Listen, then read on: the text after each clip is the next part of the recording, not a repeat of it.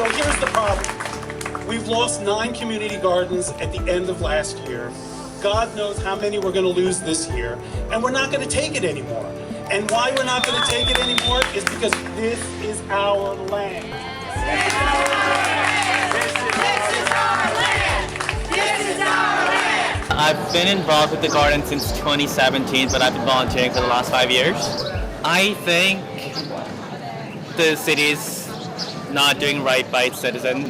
They're pitting affordable housing against community gardens because, I mean, we need both of them because if you walk around the neighborhood, we barely have any green space. We also need affordable housing. When you pit one against another, you're like losing the sight of like why we live in the city.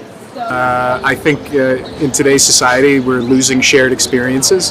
Everybody's doing everything by themselves at home. And something like a garden is important for so many reasons, but really I think for the very fabric of society. The more people are by themselves and not interacting with others, I think we become crazy. And I think this garden is one of the few places in this entire neighborhood where you can actually get an experience like that, seeing other people, talking with people who you normally wouldn't have spoken to were it not for the garden.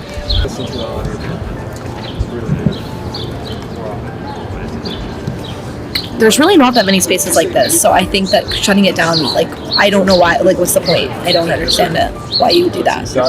It's kind of nuanced. It's like, obviously, we need, like, living spaces for the elderly. Is this really the best place? Like, obviously it's necessary, but, like, I don't know. Like, I feel like there's other places that they could repurpose for that rather than a community garden that a lot of people enjoy.